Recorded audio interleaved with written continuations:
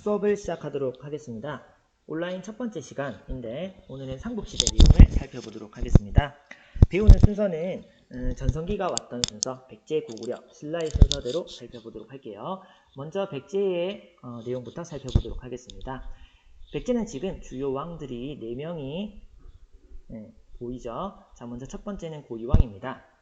고유왕의 주요 업적은 우리가 오프라인 수업 때 교과서에서 한번 확인을 했습니다. 그 부분을 한번 확인해 주면 되겠고, 고유왕은 우리가 배웠던 국가발전 3단계 고대 국가의 기틀을 마련했던 백제의 왕이었습니다. 자, 그 다음 4세기 이렇게 동그라미 표시가 되어 있는데 이것은 백제의 전성기입니다. 참고로 5세기는 고구려, 6세기는 신라의 전성기인데 삼국 중에서 가장 빠르게 전성기가 찾아오게 되었습니다. 자, 그래서 중요한 왕이 근초고왕입니다. 자, 그러면 근초고왕의 업적은 요소와 규슈라고 되어 있죠. 이것은 바다를 이용해서 해외로 진출했다라는 부분입니다. 이 부분은 나중에 교과서에서 다시 한번 확인해 보도록 할게요. 그 다음 남쪽으로는 마하늘, 북쪽으로는 고구려와 전투를 벌여서 결국에는 영토를 많이 넓혔다라는 얘기인데 이것도 교과서에서 이따가 확인해 보도록 할게요. 자, 이렇게 잘 나가던 백제는 5세기에 위기를 겪게 됩니다. 다름 아니라 근초광이 고구려를 그때 공격했을 때 고구려의 왕을 죽였던 일이 있었습니다. 고구려 입장에서는 이를 계속 갈고 있었겠죠. 그래서 복수가 벌어지게 됩니다. 5세기 고구려 장수왕 때 결국 남진 정책을 통해서 쭉쭉 이렇게 백제를 압박하게 되는데 자세한 내용은 고구려에서 살펴보도록 하고, 당시 백제에서는 이 고구려의 압박을 피하기 위해서 당시 신라와 백제의 동맹이란 뜻, 나제 동맹을 맺게 됩니다. 그래서 신라와 함께 고구려 장수왕의 남진에 대항하게 되지만 결국에는 백제의 수도 한성이 함락되는 큰 위기를 겪게 됩니다. 그래서 급하게 웅진으로 수도를 옮기게 됩니다. 자, 이쯤에서 백제는 나제 동맹을 맺은 상태에서 고구려에게 잃어버린 한성을 되찾는 것, 한강유역을 되찾는 것이 백제의 목표가 되겠죠. 자, 6세기 들어서 어느 정도 힘을 회복한 백제 왕들이 보입니다. 자, 먼저 무령왕인데 무령왕은 22담로의 왕족을 파견해서 좀 더 백제의 국력을 키우게 됩니다. 무령왕은 벽돌무덤을 만들었다라고 하기도 합니다. 자, 중요한 왕은 성왕입니다. 성왕은 중흥이라고 했듯이 국가를 다시 일으키려는 그런 노력을 하게 됩니다. 대표적으로 삽이라고 했는데 국가의 수도를 다시 한번 옮깁니다. 급하게 옮긴 웅진이라는 수도는 수도로서 기능하기에 굉장히 비좁았어요. 그래서 수도다운 삽이로 옮기게 되고, 그 다음 나라 이름을 백제에서 남부여로 바꾸게 됩니다. 자, 그래서 나제 동맹 신라와 힘을 합해서 한강유역을 되찾게 됩니다. 여기까지는 좋았는데 배신이라고 했죠. 당시 6세기는 신라 진흥왕, 신라의 최전성기였죠. 진흥왕이 성왕을 배신해서 한강유역을 나눠 먹기로 한 땅 백제의 부분까지도 결국 신라가 차지하게 됩니다. 성왕의 기분이 어땠을까요? 몹시 기분이 나빴겠죠. 그래서 백제가 친히 왕과 백제의 군사 3만 명을 이끌고 신라와 전투를 벌입니다. 문제는 여기서 백제 성왕이 잡혀서 죽고 3만 명의 군대도 대부분 패하면서 백제의 국력이 다시 한번 크게 꺾이게 됩니다. 자, 여기까지가 주요 백제의 역사였는데 결국 7세기에 신라와 당나라, 나당연합군에 의해서 백제는 멸망하게 됩니다. 멸망하고 나서 부흥, 다시 일으키려는 운동이죠. 강에서 흑도복이라고 했습니다. 요 세 사람이 부운동을 주도했는데 결국에는 실패하게 됩니다. 주요 전투로는 백강전투가 있습니다. 이 백강전투는 일본이 대규모 함대를 보내서 백제 부운동을 지원했다라는 이야기인데 결국 백제와 일본이 굉장히 친밀했던 그런 관계를 살펴볼 수가 있었습니다. 자, 그러면 이제 이어서 고구려 부분을 살펴보도록 하겠습니다. 자, 고구려는 왕이 조금 더 많은데 먼저 태조왕부터 소수리망까지 살펴보도록 하겠습니다. 태조왕부터 소수리망 때까지 고대 국가가 정비되게 됩니다. 다시요. 태조왕 때 고대 국가가 시작됩니다. 고대 국가의 기틀을 마련했던 임금이 태조왕입니다. 이 왕은 우리가 전 시간에 태조왕의 업적에 대해서 한번 교과서에서 확인했으니까 교과서를 한번 확인해 주세요. 옥저 정복 외에 다른 부분들이 있습니다. 자, 그 다음 고국천왕인데 고국천왕은 오부의 성격을 바꾸게 됩니다. 우리가 전 시간에 오부라는 것은 부족적인 성격이 강해서 왕권을 제약하는 그런 특징을 가지고 있었는데 고국천왕은 이 오부의 힘을 빼기 위해서 단순히 오부를 행정적인 성격으로 만들어 버려요. 부의 힘이 약해지면 왕권이 강해지겠죠. 그래서 고국천왕 때 왕권을 크게 강화하게 됩니다. 그리고 진대법을 실시했는데 진대법은 농민이 굉장히 가난한 농민들은 먹고 살기 어렵겠죠. 그래서 가을에 추수했을 때 봄에 이렇게 식량이 떨어지게 되는데 봄에 식량을 빌려주고 가을에 갚게 하는 농민을 구휼하기 위한 농민이 굶어 죽지 않기 위해서 만들었던 아름다운 제도가 진대법이었습니다. 자, 그 다음 미천왕인데 미천왕 때 우리가 배웠던 낭랑 있죠. 낭랑군을 축출하게 됩니다. 자, 그리고 그 다음 왕이 고국원왕인데 이 왕 때가 백제 근초고왕 때였어요. 아까 했지요. 근초고왕이 평양성을 공격해서 고구려를 공격해서 고국원왕을 전사시키게 됩니다. 자, 그래서 고구려의 위기가 있었는데 이러한 고구려의 위기를 딛고 고대 국가의 체제를 정비했던 임금이 소수림 왕입니다. 자, 소수림 왕은 세 가지 업적인데 율령, 불교, 대학입니다. 불교, 율령, 대학 세 가지를 가지고 결국에는 고대 국가의 체제를 정비하고 나중에 광개토대왕과 장수왕이 전성기를 펼칠 수 있는 국가의 체제를 기반을 마련하게 됩니다. 태학은 학교고 율령은 법, 불교는 왕족불 사상을 이용해서 왕권을 강화시켰던 그런 종교였습니다. 자, 그 다음 5세기는 고구려의 전성기이죠. 자, 광개토대왕부터 살펴보도록 하겠습니다. 자, 광개토대왕은 영토를 크게 넓힌 임금입니다. 그 다음 장수왕은 광개토대왕의 아들로서 고구려의 최전성기를 이끌었던 임금이었습니다. 자, 각각 비석이 있는데 광개토대왕의 업적이 담긴 비석이 광개토대왕 릉비이고 장수왕의 업적이 담긴 비가 충주고구려 비입니다. 충주 지역에 있겠죠. 자, 둘 다 장수왕이 쓰였습니다. 자, 그 다음 광개토대왕 때 있었던 일로는 가야 할 때 잠깐 언급을 했었는데 광개토대왕이 신라를 도와준 적이 있었습니다. 왜군과 그 다음 가야가 쳐들어왔을 때 5만 군대를 보내서 신라를 도와줬던 일이 있었는데 그것을 알 수 있는 유물이 호명 그릇입니다. 이것도 매우 중요한 유물인데 교과서에서 한번 확인해 보도록 할게요. 자, 다음 장수왕은 남하, 보통 남진 정책이라고 얘기를 하죠. 수도를 아예 국내성에서 평양으로 옮깁니다. 남쪽으로 옮기자 아까 얘기를 했죠. 백제와 신라가 이에 압박을 느껴서 나제 동맹을 맺는다라는 얘기를 했습니다. 나제 동맹을 맺었지만 결국 장수왕의 남하, 남진을 막지 못해서 백제의 수도 한성을 점령해서 고국원왕의 원수, 자기 손주의 원수를 갚아주게 됩니다. 그래서 백제 계류왕을 잡아서 처형하게 됩니다.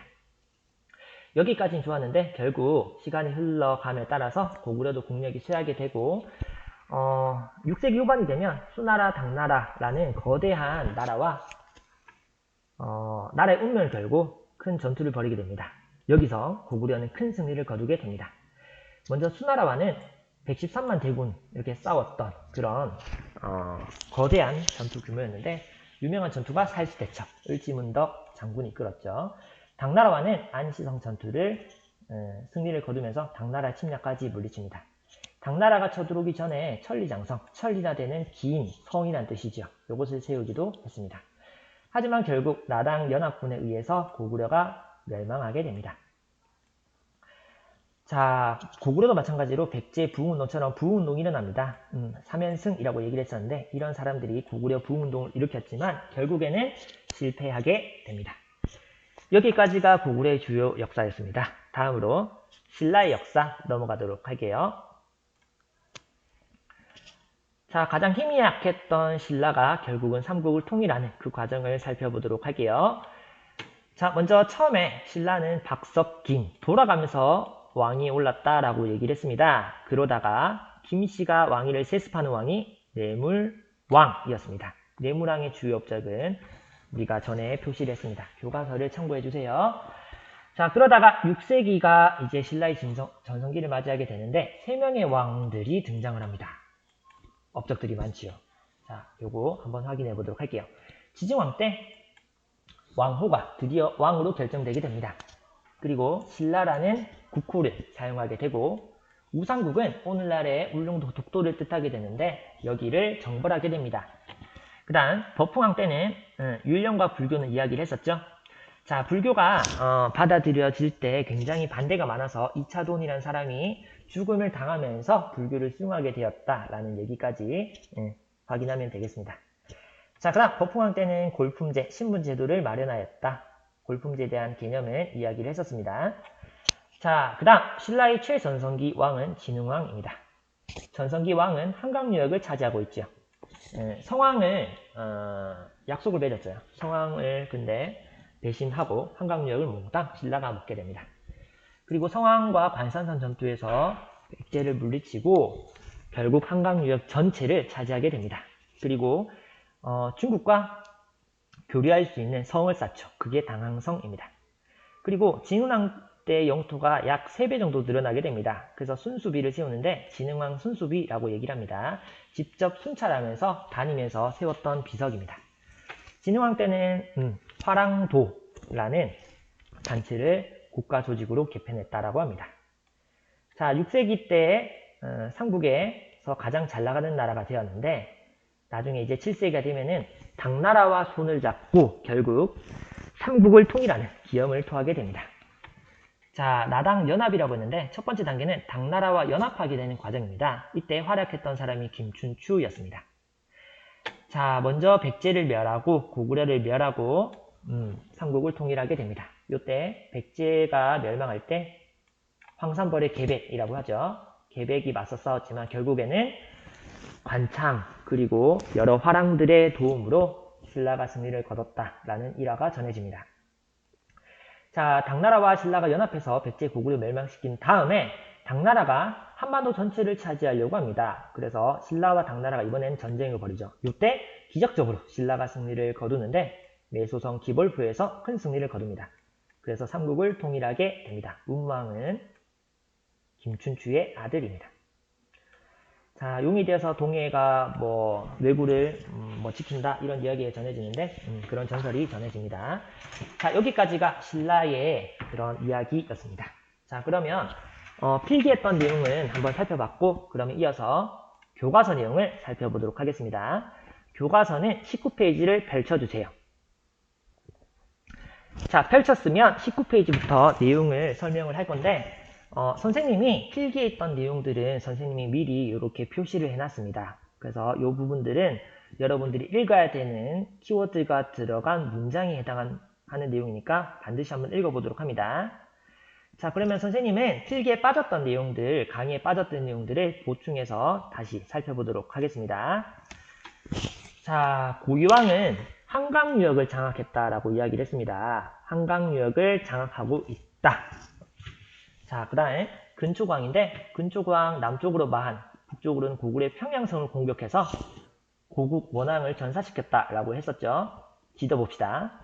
북쪽으로는 고구려 평양성을 공격했고 남쪽으로는 마한의 나머지 지역을 전부 다 정복하게 됩니다. 그 다음 서쪽으로는 바다로 진출합니다. 그래서 영토를 넓힌 것은 아니고 일본이죠. 일본은 크게 4개의 섬으로 구성되어 있는데 우리나라와 가장 가까운 규슈라는 섬으로 진출을 하고 그 다음 중국에서 여기 전현이 있는 지역이 요서 지역입니다. 요 지역으로 진출하기도 했다라고 이야기를 합니다. 자, 계속 내용을 살펴보자면 선생님이 아까 바다라는 얘기를 했었습니다. 자, 여기 한번 표시 한번 해볼게요. 해상교역로, 대외교류. 무엇을 통해서? 바다를 통해서. 그렇습니다. 자, 근초광 때 전성기를 누렸던 백제는 바다를 통해서 활발하게 활동을 했다라는 것을 지도에서 확인할 수 있습니다. 자, 그래서 고구려 평양성을 공격해서 조금만 더 보충하자면 황해도 일대까지 진출했다라는 내용. 그 다음 중국 백제 가야 외를 연결하는 해상교역로 바다를 이용해서, 그 다음 가야 외 친선관계를 구축하며 대외 교류를 활발하게 펼쳤다. 바다를 통해서. 해상제국 백제였습니다. 자, 그 다음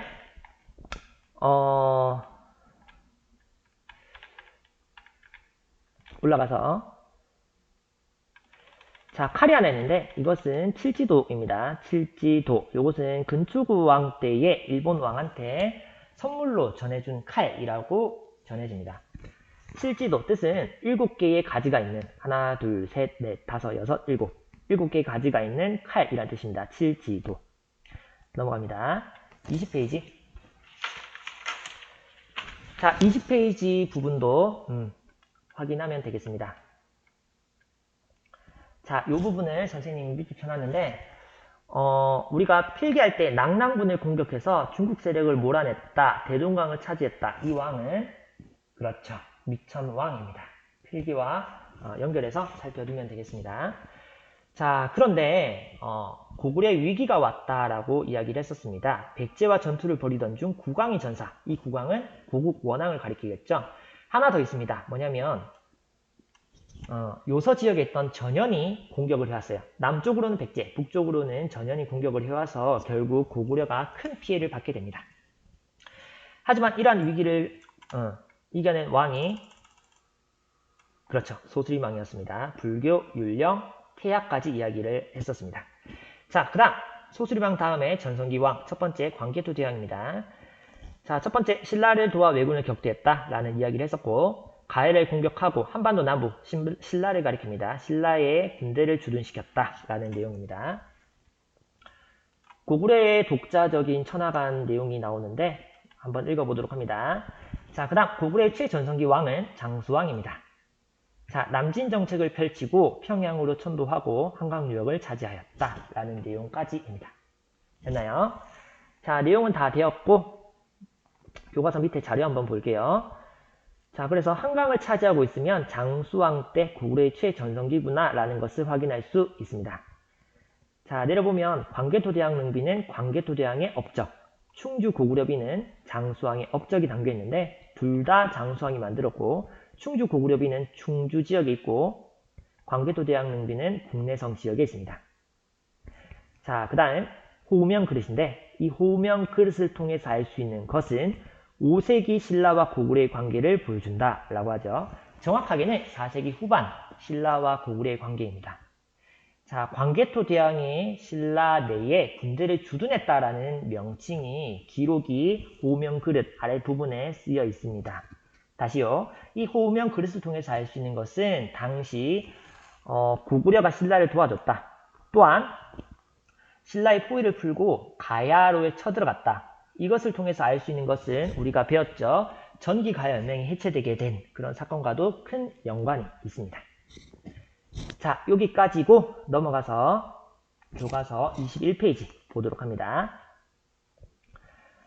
자, 백제가 큰 어려움을 겪게 되었죠. 그래서 5세기 때 고구려 광개토 장수왕 때 큰 어려움을 겪게 되었는데 백제가 다시 이 어려움을 딛고 다시 중흥하는 노력입니다. 요때 왕들이 누가 있었냐면 무령왕과 성왕이었습니다. 자, 요 부분 확인하면 되겠고, 무령왕은 22담로, 그 다음에 문화 부분이긴 한데 아까 무령왕릉 이야기를 했었습니다. 문화 부분에서 한번 확인하도록 하고, 중요한 것은 성왕이었어요. 성왕은 사비로 천도를 하였다. 또한 나라 이름을 남부여로 바꾸었다 라고 이야기를 했죠. 자, 그 다음 한 가지 더 있는데 신라와 함께 이때 신라왕은 진흥왕입니다. 한강 하류를 되찾았지만 신라에 뺏겼다. 진흥왕에게 배신을 맞고 이를 계기로 나지동맹이 결렬되었다 라고 하죠. 이때부터 백제는 고구려가 원수가 아니라 신라가 대대적인 원수가 되죠. 이때부터 백제는 죽어라 신라를 공격하게 됩니다. 자, 백제가 수도가 한성, 웅진, 사비로 옮겨가게 되었구나. 지도에서 한번 확인하면 되겠습니다. 자, 그 다음 신라입니다. 자, 한강의 마지막 주인, 바꿔 말해서 마지막 전성기가 찾았던 나라가 신라고 신라가 결국 삼국을 통일하게 됩니다. 자, 지증왕 때부터 내용을 살펴보자면 국호, 왕호 이야기를 했었고 우상국을 점령했다. 자, 장군 이름 나오는데 이사부라는 장군을 보내서 울릉도 우상국을 정벌하였다. 또한 우경이라고 하죠. 기록상으로 처음 나옵니다. 우는 소우자입니다. 소를 이용한 농사, 이것을 우경이라고 얘기를 합니다. 그 다음 버풍왕입니다. 버풍왕 때는 율령, 불교 이야기를 했었고 한 가지만 더 할게요. 뭐냐면 금광가야를 흡수하였다. 금광가야는 전기가야연맹의 대장이었죠. 여기를 흡수하게 됩니다. 자, 그 다음으로 진흥왕입니다. 화랑도 이야기를 했었고 한강 유역을 차지했다 라는 얘기까지 이야기를 했었습니다. 그 다음 하나 더 하자면 대가야를 정복하면서 가야연맹을 완전히 신라 땅으로 흡수하게 됩니다. 됐나요? 자, 여세를 몰아서 함경도 지역 고구려 영토를 정복하기도 합니다. 그리고 아까 얘기했던 진흥왕 순수비, 4개의 순수비를 만들기도 하고 그 이전에 단양 신라 적성비를 세워두기도 합니다. 자, 지도 한번 보도록 할게요.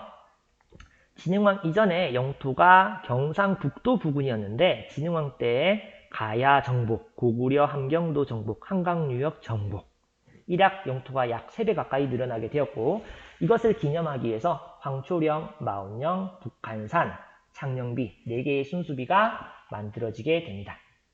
됐나요? 지도에서 보면은 당항성 보이죠? 한강유역을 차지하고 쌓은 성이고 단양신라 적성비 이것은 진흥왕이 본격적인 영토 확장하기 전에 세워뒀던 비석입니다.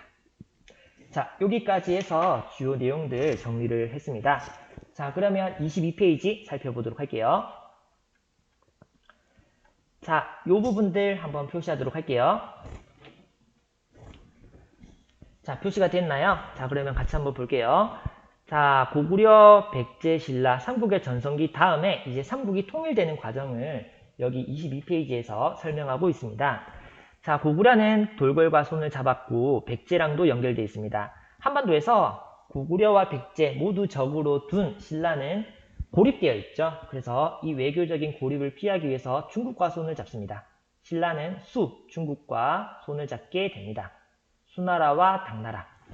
자, 이때 고구려는 수나라, 당나라 공격을 물리쳤다라고 했는데 한번 얘기를 했었죠. 살수대첩. 그 다음 천리장성을 쌓고 당의 군대를 안시성 전투에서 물리쳤다.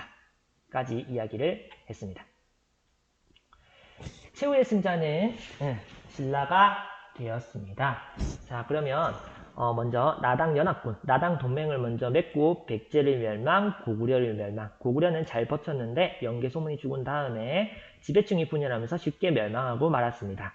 이후 백제와 고구려 부흥운동이 일어나지만 결국 성공하지 못했다. 그 다음 나당연합군이 백제, 고구려 멸망시킨 다음에 신라와 당나라가 다시 싸웁니다. 한반도를 두고 여기서 신라가 승리를 거두면서 최종적으로 삼국을 통일하게 됩니다. 대표적인 전투가 매소성, 기벌포 전투입니다. 됐나요? 자, 여기까지 확인하면 되고 지도에서 한번 확인하면 되겠습니다. 자, 그 다음 신라의 삼국 통일의 의의와 한계점입니다. 먼저 한계점은 혼자 힘으로 삼국을 통일한 게 아니다라는 거죠. 외세의 지원을 받았다. 당의 힘을 빌렸다라는 거고, 두 번째는 대동강 이남의 대부분의 고구려 영토를 당나라에 내어주게 됩니다. 이게 두 가지 한계점이고, 그 다음 좋은 말은 의의점입니다. 끈질긴 항쟁, 역사상 최초의 통일, 문화가 융합되고 어쩌고 저쩌고 좋은 말이요. 됐죠? 자, 여기까지고, 그 다음 신라와 당의 관계, 나당 동맹을 맺을 때 김춘추가 활약을 했다 정도 확인해두면 되겠습니다. 자, 여기까지 해서 고구려, 백제, 신라, 삼국시대의 주요 내용들을 한번 살펴보았습니다. 첫 번째 강의는 여기서 마치도록 하겠습니다.